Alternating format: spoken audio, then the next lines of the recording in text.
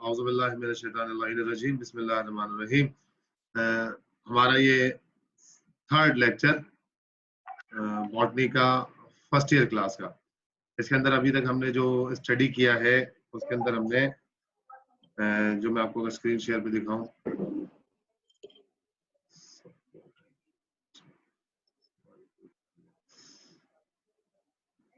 हाँ देखिए स्क्रीन भी एग्जैक्टली वही खुली है जो हम कल स्टडी कर रहे थे।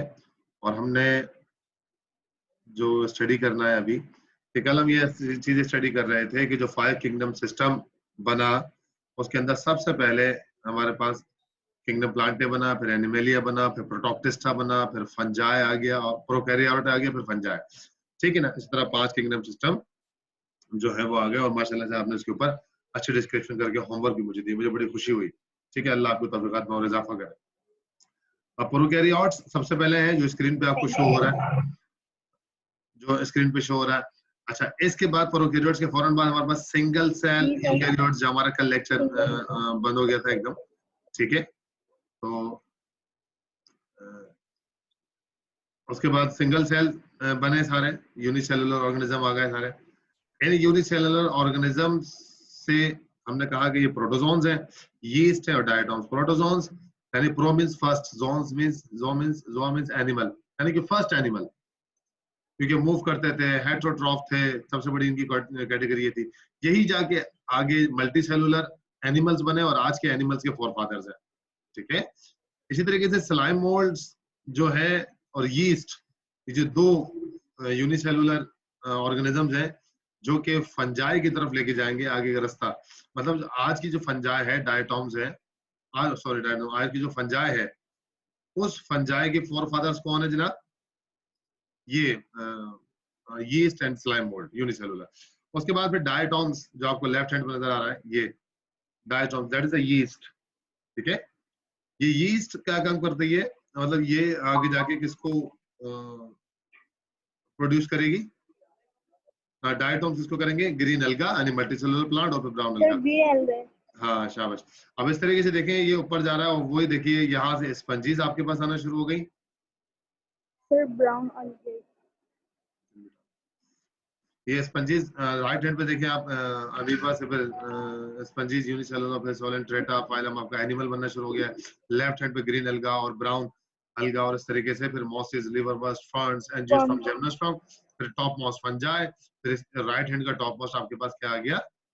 वर्टिब्रेट्स और यूरोकॉर्डेट, उनके टेल के अंदर बोन होती है। इस तरीके से वर्टिब्रेटा ऑर्गेनिज्म बनना है, पूरा पूरा एनिमल। इस तरह पूरा ये डिस्क्रिप्शन होती चली गई और डिवीजन होती चली गई।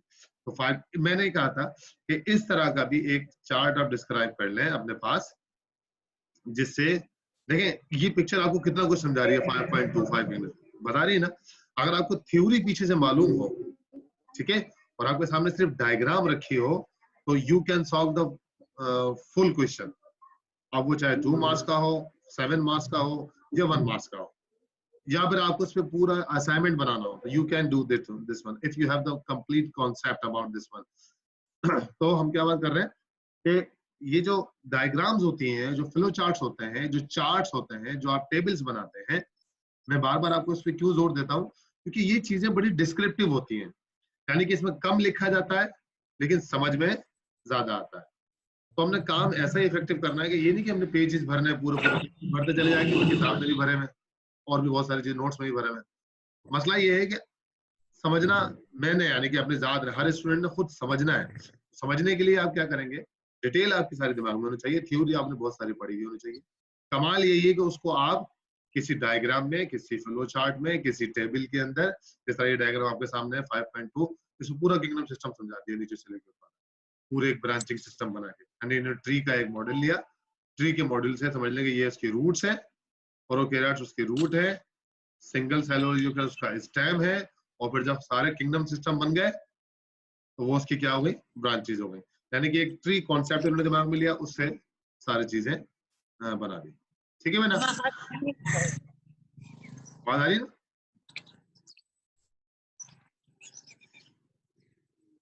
अच्छा बेटा, आज हमारा जो टॉपिक बनता है वो है वायरस।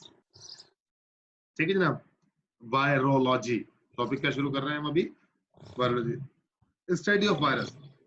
और देखिए आज की दुनिया का एक सबसे बड़ा चैलेंज भी यही कोविड-19 वायरस बना हुआ है, ठीक है ना, कोरोना के जिसका नाम आम टाइम में कोरोना है।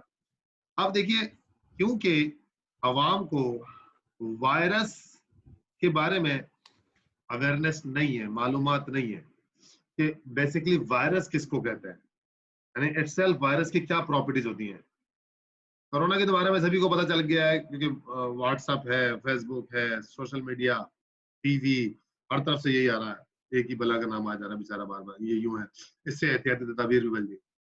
अगर आपने वायरस को थोड़ा समझ के पढ़ा हो, जैसे हमने पढ़ा भी है पहले, तो आप ये समझेंगे, ये सोचेंगे जितनी वायरस, कोरोना वायरस के हवाले से एहतियाती तदाबीर बताई जा रही है कि ये करें, ये करें, ये करें, ये सिर्फ कोरोना वायरस के लिए नहीं है, ये तमाम वायरसेस के लिए।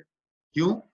क्योंकि जिस तरह कोरोना वायरस फैल रहा है, इसी तरीके से दूसरे वायरस भी फैल रहे हैं, क्योंकि they are the contagious. Contagious मतलब जो कॉन्टैक्ट से फैलता है। अगर एक शख्स को है, दूसरा उसके साथ कॉन्टैक्ट करेगा, गले मिलेगा, हाथ मिलाएगा, साथ बैठेगा, लेटेगा, खाएगा, पिएगा, तो फिर उस एक शख्स से दूसरे शख्स में चला जाएगा। तो ये एहतियात सिर्फ कोरोना के लिए नहीं है, हमने पढ़ा है एड्स के लिए भी है, हेपेटाइटिस के लिए भी है, निमोनिया के लिए भी है, और बहुत सारे जो हमारे कॉन्टाजियस डिजीज है, और सिर्फ वायरस के लिए नहीं है, बैक्टीरिया के लिए भी है, ठीक है ना। तो अगर हमें सही अवेयरनेस हो वायरस के बारे में तो हम ज्यादा एहतियात कर सकते हैं, क्योंकि कोरोना की बात इसलिए आ गई क्योंकि अभी करंट कंडीशन है। अच्छा, क्या कह रहे हैं जनाब, लुइस पास्चर 1822 में पैदाइश थी इनकी, 1895 में इनके डेथ है, और फिर साथ साथ रॉबर्ट कॉच, ठीक है, रॉबर्ट कॉच 1843 और 1910, मतलब इनके 20 साल बाद ही पैदा हुए थे। इन्होंने वायरस को जनरली रेफर किया, ये रॉबर्ट डॉक ने हमने कहा कि वायरस की डिस्कवरी के अंदर जो हमारे पास हमारी बुक के अंदर बताया गया है कि उसके अंदर एवेनॉस्टेन है, जैसे मैं आपको अपनी बुक का पेज नंबर भी बता दूं, अगर आप बुक से भी इस बुक से भी देखना चाहें। Sir book page number 86। 86 yes sir जी बेटा, 86, ठीक है ना। तो डिस्कवरी के अंदर, इसके अंदर हमारे पास आ रहा है कि जनाब 1892 के अंदर रशियन बायोलॉजिस्ट एवेनॉस्के, ठीक है, उन्होंने डिस्कवर किया that the virus is the cuboid. इन्होंने ये डिस्कस किया था कि वायरस की शेप को उन्होंने डिस्कस करने की कोशिश की थी, ठीक है। तो हम बात क्या अंडरस्टैंड करना चाह रहे हैं कि कैसे हुआ।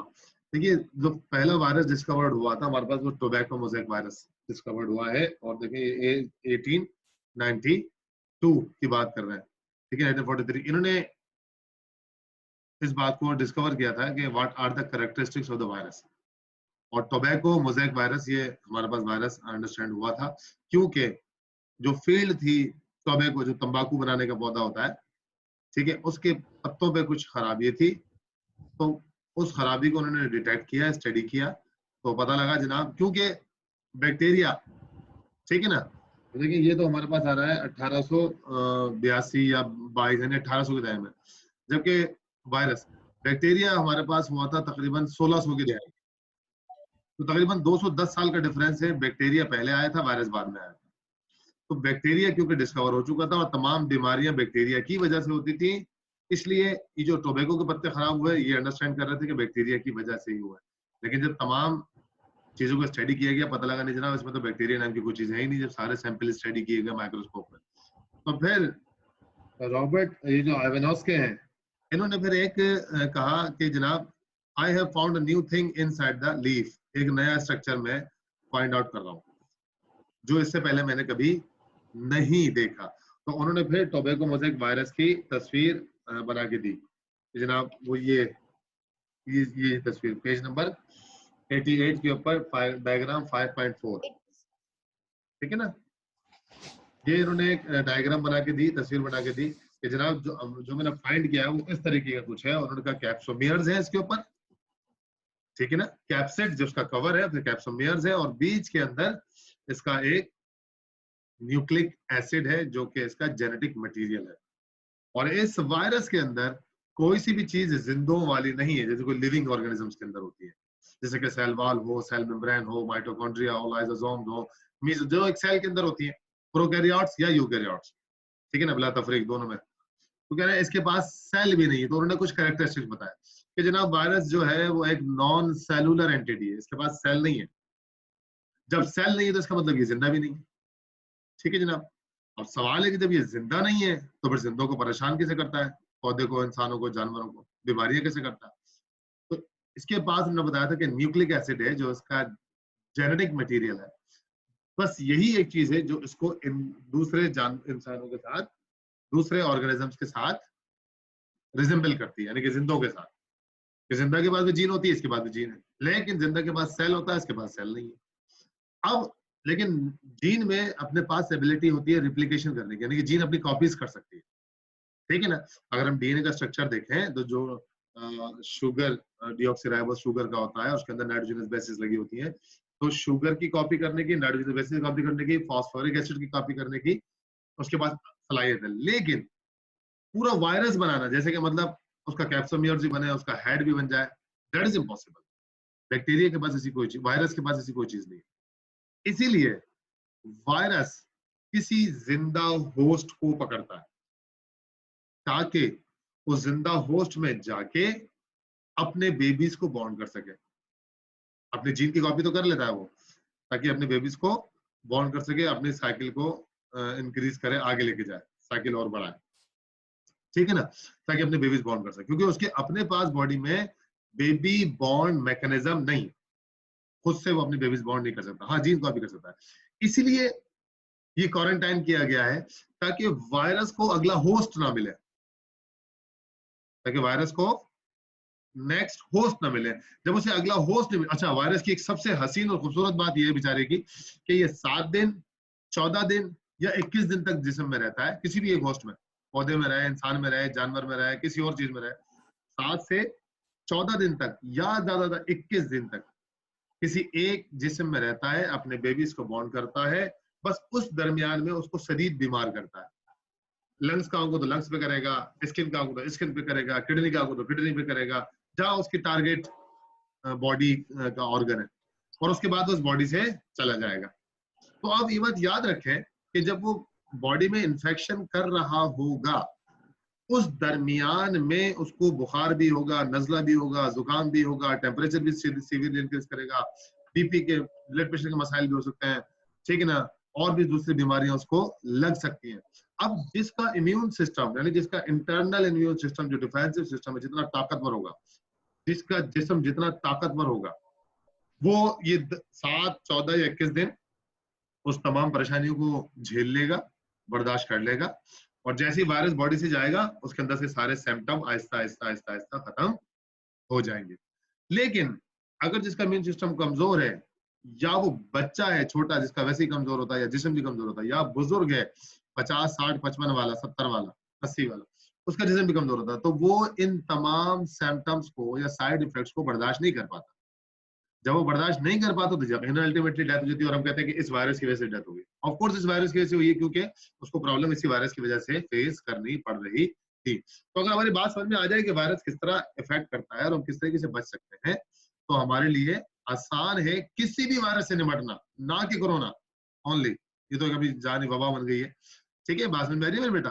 तो इसलिए अलग किया जा रहा है लोगों को, एक वायरस को दूसरा होस्ट ना मिले। ठीक है ना बेटा, मेरी आवाज आ रही है क्लियर आप सबको? Yes sir. Yes sir. Yes sir, आ रही है। बहुत शुक्रिया, बहुत शुक्रिया, बहुत शुक्रिया, सब बता। और बात समझ में आ रही है हम क्या बात कर रहे हैं? जी सर, समझ आ रहा है। अच्छा, ये भी समझ में आ रहा है कि वायरस क्या है और उससे बचा कैसे जा सकता है, और अभी क्या कंडीशन है कोरोना की, और हम क्या कर रहे हैं इसमें। यस सर, समझ आ रहा है। ठीक है ना, शुक्रिया। चलो आगे चलते हैं। तो इसलिए दूर रखा जा रहा है कि जब वायरस को दूसरा होस्ट नहीं मिलेगा, जब वायरस को होस्ट नहीं मिलेगा तो होगा क्या, वायरस उस जिस्म में थोड़े अरसे रहेगा, वही 7-14 दिन, और निकल जाएगा। और निकलने के बाद अगर उसे दूसरा होस्ट मिलेगा तो दोबारा से प्रोपोगेशन करेगा। लेकिन जब उसे होस्ट ही नहीं मिलेगा, जब उसे होस्ट ही नहीं मिलेगा तो होगा क्या, वायरस खुद बाहर पड़ा पड़ा बेकार हो जाएगा, इनएक्टिव हो जाएगा, और डिस्ट्रॉइंग कंडीशन में चला जाएगा। फिर उसे होस्ट नहीं मिले, इसलिए कहा गया है कि दूर रहे ताकि वायरस को होस्ट ना मिले। जब होस्ट नहीं मिलेगा तो वायरस की क्वांटिटी आहिस्ता आहिस्ता कम हो जाएगी, जब वायरस की क्वांटिटी कम हो जाएगी तो इन्फेक्शन भी कम हो जाएगा। तमाम वबाएं अमराज आती है, लेकिन 70-80 दिन, 100 दिन, 150 दिन बाद एकदम उनका हाई होता है शुरू के दिनों में, फिर 70-80-100 दिन बाद वो दोबारा से बैकलाइन की तरफ जाती है, कम हो जाती है। ठीक है, तो इंशाल्लाह इस कोरोना वायरस के साथ भी ये होगा और बहुत जल्द होगा, लेकिन हमारी एहतियाती तदबीर बहुत ज्यादा जरूरी है। ठीक है, ये तो बात हो गई वायरस की कुछ कैरेक्टरिस्टिक। तो उसने कहा कि वायरस जो है नॉन सेलुलर है, लेवेनोस्के ने कि वायरस जो है वो एक नॉन सेलुलर थिंग है, किसी लिविंग होस्ट के अंदर जिंदा रह सकता है, अगर ऐसे होस्ट ना मिले तो ये एक्टिव नहीं होगा। ठीक है, इसलिए हम इसको क्वारंटाइन इसलिए कर रहे हैं ताकि होस्ट ना मिले। ठीक है, और फिर दूसरी कंडीशन क्या बताई कि इसके पास अपनी जीन होती है, वो रेप्लिकेट कर सकता है। तीसरी कंडीशन क्या है कि जनाब ये वायरस अपने बेबीज बॉन्ड करने की, क्योंकि जिंदा नहीं है इसलिए किसी बॉडी में खाने पीने के लिए नहीं जाता, इसको नीड ही नहीं न्यूट्रिशन की, तो दूसरी बॉडी में सिर्फ किस लिए जाता है, ताकि अपने बच्चों को बॉन्ड कर सके, बेबीज को बॉन्ड कर सके। ओके, होगी बात। अच्छा, अब study of the virus is known as the virology. अब कुछ वायरस के नाम भी बता दिए इसने, देखिए मैं इसको हाईलाइट कर रहा हूँ इस पोर्शन को। ये they replicate in the living cell, ठीक है ना, पढ़ते रहिएगा मेरे साथ। ये रिप्लिकेट करते हैं लिविंग सेल में, यानी कि अगर उनको कोई लिविंग सेल ना मिले तो रिप्लिकेट नहीं कर सकेंगे, जब रिप्लिकेट नहीं कर सकेंगे तो इन्फेक्शन भी नहीं कर सकते, एंड काज मेनी डिजीज। ठीक है, सच एज द नजला, इन्फ्लुएंजा, हेपेटाइटिस, लीवर की जो बीमारी है, हेपेटा मतलब लीवर, ITIS मतलब इन्फेक्शन यानी liver infection. Okay, smallpox and AIDS, acquired immunodeficiency syndrome. इसने चंद नाम बता दिए कि फिर इस तरीके से ये काम करता है, लेकिन फिर वही बात कि it replicate in the living host, living cell नहीं मिलेगा, इन्फेक्शन क्रिएट नहीं कर सकता। अच्छा, in this section properties of the virus, properties of virus हम स्टडी कर रहे हैं कि नॉन सेलुलर है, ठीक है, सेल नहीं रखता अपने पास। अच्छा, आगे चलते हैं ना, वेनोम नाम लिया गया, देखिए लैटिन वर्ड्स वेनोम से इसका नाम लिया गया। वेनोम क्यों लिया गया जनाब? वेनोम कहते हैं पॉइजन को, जहर को, ये आगे लिखा हुआ, मींस द पॉइजनस फ्लूइड, यानी कि जहरीला लिक्विड, ऐसी चीज जो जहर हो। मतलब क्यों नाम रखा जनाब जहर? इसका फौरन नाम नहीं रखा गया, देखें इसका नाम लेवेनोस्के ने रखा ही नहीं था, लेवेनोस्के ने थोड़ी रखा था जनाब, क्योंकि इसको अंडरस्टैंडिंग ही नहीं हो रही थी कि ये काम जाके आगे करेगा क्या, जो चीज मैंने अंडरस्टैंड करी है। लेकिन जैसे जैसे स्टडीज आगे गई और कैरेक्टरिस्टिक्स पे वायरस के नए नए वायरस डिस्कवर होने लगे, पता लगा नहीं जनाब बैक्टीरिया के अलावा एक नई चीज है वायरस, वो भी बीमार करती है और सीवियर बीमार करती है। तो पता, और वायरस की जब बहुत सारी स्टडी हुई पता लगा वायरस कहीं पर भी काम का नहीं है। ये जब भी किसी होस्ट में जाता है उसको डिजीज काज करता है, अपने बेबीज की रिप्लिकेशन करता है और उसे डिजीज काज करता है, परेशान करता है, तकलीफ में लेके आता है, मुसीबत में लेके आता है, परेशानी में लेके आता है। तो जहर ही एक ऐसी चीज है जो जब भी देंगे नुकसान होगा, मौत होती है बंदे की, तकलीफ में जाता है, बीमार हो जाता है, परेशान होता है। तो इसी तरीके से क्योंकि वेनोम जहर भी नुकसानदेह है, तो इसलिए क्योंकि वायरस हर टाइम नुकसानदेह, इसलिए इसका नाम क्या रख दिया, वायरस वेनोम, जो कि लैटिन वर्ड से निकाला गया। वायरस को क्या कह रहा है कि हम डिफाइन कर सकते हैं, can be defined as a non, देखिए कैरेक्टरिस्टिक है, नॉन सेलुलर, सेल नहीं है, इन्फेक्शियस, इन्फेक्शियस मतलब इन्फेक्शन करने वाला एंटिटी है, एंटिटी कहते हैं किसी चीज को, किसी शे को, जिसके पास कंटेन द RNA और द DNA, या तो उसके पास न्यूक्लिक एसिड में RNA होगा या DNA होगा। नॉर्मली इनकेज इन द प्रोटीशिनियस कोट, किसका बना हुआ होता है? प्रोटीन का बना हुआ होता है, यानी इसका एनवेलप हो, इसके लेग्स हो, इसके टेल फाइबर्स हो, इसका कैप्सिड हो, इसका कवर हो, जो कुछ भी हो, किससे बना हुआ होता है? प्रोटीन का बना हुआ होता है। It reproduce only in the living cell. देखिए जनाब, इंतहाई ज्यादा इंपॉर्टेंट बात जो हम बार बार आपको समझाने की कोशिश कर रहे हैं कि ये सिर्फ और सिर्फ लिविंग होस्ट के अंदर प्रोड्यूस करता है। अगर इसे लिविंग होस्ट ना मिले तो ये खुद इनएक्टिव कंडीशन चला जाता है। देखिए वायरस को हम मार नहीं सकते क्योंकि वायरस जिंदा नहीं होता, जो जिंदा होता है उसे मार सकते हैं। ओके, तो हम इसको मार नहीं सकते हैं। हाँ, अब एंटी वायरल मेडिसिन आ गई है।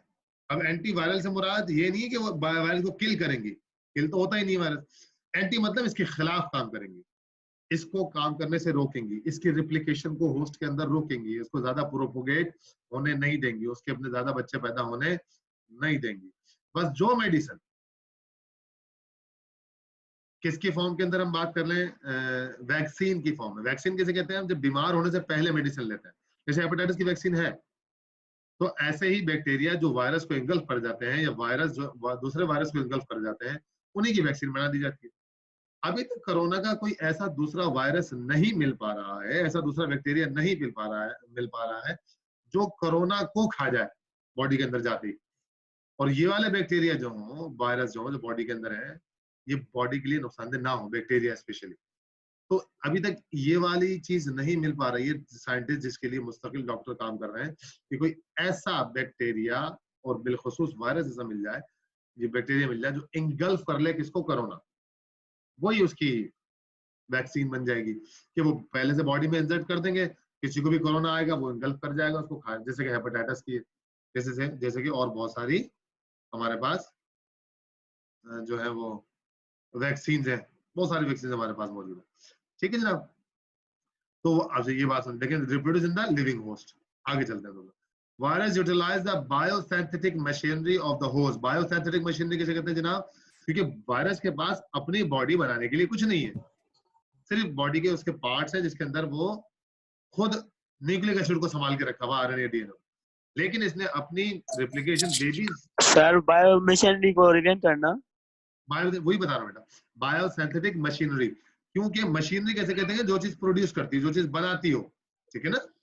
अब वायरस के पास अपने बेबीज बनाने की मशीनरी नहीं है, इसलिए बायोसिंथेटिक मतलब वो किसी और जिंदगी लिविंग होस्ट के सेल में जाएगा, ताकि उस सेल से उसके प्रोटीन्स, उसके लिपिड्स, कार्बोहाइड्रेट, फैटी एसिड्स, उन तमाम चीजों को, और फिर उसके लिविंग होस्ट की तमाम चीजों को इस्तेमाल करें ताकि अपने बेबीज बना सके। आगे जाके हम lytic and lysogenic cycle study करेंगे, उसके अंदर ये बात बड़े वाज़ेह तौर पे क्लियर होगी कि ये किसी बैक्टीरिया में या इंसान में। सर आपकी आवाज सही नहीं आ रही बेटा बाकी सबको तो क्लियर आ रही है, आपको कुछ प्रॉब्लम है तो देखें। अच्छा ये चलो देखते हैं।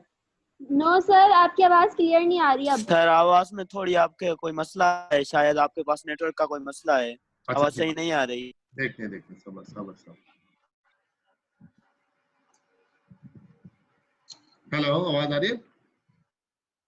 यस सर, जी सर आ रही है। चलो ठीक है। तो बायोसिंथेटिक मशीनरी हम डिफाइन कर रहे थे कि बायोसिंथेटिक मशीनरी मतलब खुद से उसके पास बेबीज, जैसे कि इंसानों के अंदर फीमेल के अंदर पूरा रिप्रोडक्टिव सिस्टम होता है, मेल में भी होता है, फीमेल के अंदर बेबीज को कंटेन करने का होता है, चाहे इंसान हो चाहे जानवर हो या पौधा हो, यानी पूरा एक सिस्टम लगा हुआ है। वायरस के पास ऐसा कोई सिस्टम नहीं है कि अपने बच्चे पैदा कर सके, ठीक है ना। इसलिए खुद लिविंग भी नहीं है वो, इसलिए किसी होस्ट में जाता है, होस्ट में जाके उसकी बायोसिंथेटिक मशीनरी मतलब उसके सेल की तमाम चीजें इस्तेमाल करता है। Host for its on synthesis, किस लिए जाता है, बायोसिंथेटिक मशीनरी इस्तेमाल करता है फॉर इट्स ऑन सिंथेसिस, के अपनी सिंथेसिस कर सके बच्चों की, and then transfer themselves effectively to the other cell, और फिर एक सेल से बच्चे पैदा करके जैसे ही बाहर निकालेगा 100-200 बच्चे, वो नए फेजेस जो निकलेंगे वायरस के, वो नए सेल्स को पकड़ लेंगे। इस तरह इंफेक्शन तेजी के साथ फैलता है, इसलिए कहते हैं कि दूसरा सेल मिलने ही ना दे इसको। हम एहतियाती तदबीर भी पढ़ते हैं, आगे जाकर आपको पढ़ाएंगे आपको। अच्छा जनाब, क्या कह रहा है कि यहाँ जी बेटा, सर इसमें जो न्यू बेबी बॉर्न होते हैं उसके अंदर भी सिर्फ जीन रेप्लिकेट होती है और कुछ नहीं बनता? नहीं, उस पूरी बेबी आने की, जैसे फॉर एग्जांपल अगर टोबैको मोज़ेक वायरस है, जिसकी मैंने आपको तस्वीर शो करी, देखो नीचे कोई वायरस की अगर तस्वीर अगर आ रही हो तो, अब यहाँ है एनिमेशन में है, लेकिन आने दो तस्वीर, देखें ये, ठीक है सर। वो तो फिर वो जो बेबी बनाता है वो तो मैन के जरिए बनाता है ना, ह्यूमन के जरिए बनाता है ना। मेरी बात सुनो, वही समझा रहा हूँ, सारी बात समझा रहा हूँ, ठीक है। अब देखिए ये तस्वीर आपके सामने आ गई, आ रही है? Yes sir. Yes sir. Viruses है आपके पास, ठीक है ना। ये ऊपर हर्पीस का वायरस है, ये पैरामैक्सो वायरस है, ये वायरसेस हम पढ़ चुके हैं ना। देखिए इस जो कैप्सिड है, ये जो हेड है, जिसको टोबैको मोज़ेक इसकी बात कर रहा हूँ मैं, इसके हेड के अंदर असल में इसकी जीन बैठी हुई है, ठीक है, जो इसका आरएनए होगा या डीएनए होगा, डबल स्ट्रैंडेड हो या सिंगल स्ट्रैंडेड हो, माइनस स्ट्रैंड हो या प्लस स्ट्रैंड हो, ये इसकी हम क्लासिफिकेशन में देखेंगे आगे जाके। अब जितनी भी शक्लें आपको नजर आ रही हैं, जी बेटा, सेल तो है ना, नॉन सेल्यूलर से होगा, उसके अंदर जीन होगी ना सेल के अंदर। मेरी बात सुनिए बेटा, नहीं, सेल के अंदर देखिए, सेल वॉल होना, सेल मेम्ब्रेन होना, फिर न्यूक्लियस का होना, या विदाउट न्यूक्लियस भी अगर प्रोकैरियोट सेल ले लें तो उसके अंदर उसका जो है वो लाइसोसोम होगा, मेसोसोम होगा, माइटोकॉन्ड्रिया होगा, यूकैरियोट सेल ले लें तो सारी चीजें उसके अंदर होंगी। और सेल के अंदर माइटोसिस के सेल में माइटोसिस के जरिए सेल डिवीजन होती है, यानी कि सेल 1 से 2 में, 2 से 4 में, 4 से 6 में डिवाइड होता है। यानी कि लिविंग सेल को किसी और सेल में जाने की जरूरत नहीं पड़ती है अपने बच्चे बॉर्न करने के लिए, अंडरस्टैंड, क्योंकि उसके पास पूरा बायोलॉजिकल बायोसिंथेसिस मैकेनिज्म मौजूद है, ठीक है। लेकिन वायरस के पास सेल नाम की कोई चीज नहीं है, उसके पास सिर्फ क्या चीज है, एक जीन मौजूद है, ठीक है बेटा। मतलब वो नॉन सेलुलर है, इसलिए नॉन सेलुलर। उसने सबसे पहले चीज बोली, मैंने आपको पढ़वाई भी ऊपर, कि it is a non cellular entity, मतलब ये एक ऐसी चीज है जिसके पास सेल नहीं है, ना प्रोकैरियोट्स ना यूकैरियोट्स। इसलिए देखें, बड़ी खूबसूरत बात मैं आपको बताऊं, कंफर्म करें इस बात को, कि आपने पिछले हमने जो 5 किंगडम पढ़े उसमें कहीं वायरस का नाम आया, बताएं मुझे। नो सर, सर नहीं आया। इसलिए नहीं आया क्योंकि virus it's non cellular entity. जब वो नॉन सेलुलर एंटिटी है तो जब वो नॉन सेलुलर एंटिटी है, देखिए 9-10 मिनट रह गए हमारे पास रिमेनिंग इस क्लास के। जब वो नॉन सेलुलर एंटिटी है तो इसका मतलब ये है कि उसके पास अभी अपनी बॉडी है पूरी, उसके पास, देखिए मेरी बात आप गौर से सुनिएगा। जैसे रेबडो वायरस की पूरी बॉडी, रेबडो वायरस की पूरी बॉडी नजर आ रही है आपको, ठीक है। इसी तरीके से आपको बैक्टीरिया पैरामेक्सोवायरस की भी आ रही है। इन बॉडी का जो ये हेड है, सिर्फ इसके अंदर एनवेलप के अंदर जीन है इसके पास, इसका डीएनए या आरएनए होगा। लेकिन इसकी पूरी बॉडी, जैसे ये टेल फाइबर्स, टेल, ये कॉलर, ये पूरा इसका कैप्सिड, तो ये कैसे बनेगा? इस बॉडी को बनाने की सारी इंफॉर्मेशन इसके जीन के पास है, लेकिन मैकेनिज्म नहीं है कि जीन के जरिए से ये पूरी बॉडी बना सके, अपनी हेड, टेल फाइबर्स और बॉडी के पार्ट्स। इसलिए ये किसी होस्ट में जाता है, और होस्ट में जाने के बाद, जैसे कि इसका होस्ट, सबसे इंपॉर्टेंट होस्ट है बैक्टीरिया, जैसे हम कहते हैं बैक्टीरियोफेज वायरस, ठीक है ना, जिसके अंदर लाइफ साइकिल पढ़ेंगे, जिसके हम आगे जाके। तो ये क्या काम करता है, किसी होस्ट को पकड़ेगा, उसके होस्ट के अंदर जाएगा, और फिर होस्ट क्योंकि लिविंग होगा, सेल रखता होगा, उसके सेल की चीजें इस्तेमाल करेगा, उसकी बॉडी के पार्ट्स पे इस्तेमाल। अब क्योंकि बैक्टीरिया यूनिसेलुलर होता है, इसलिए बैक्टीरिया अल्टीमेटली डेथ कर जाता है। लेकिन क्योंकि इंसान और जानवर मल्टी सेलुलर है और सेहतमंद है, तंदुरुस्त है, बहुत सारी बॉडीज रखता है अपने अंदर, बहुत सारे जिस्म रखता है अपने अंदर, बहुत सारी टिश्यूज रखता है अपने अंदर, ठीक है ना। तो उस चक्कर के सर एक बात पूछनी थी। कुछ सेल हमारे डिस्टर्ब होते हैं, इसलिए हम बीमार होने शुरू हो जाते हैं, एकदम नहीं मरते। जी पूछिए बेटा।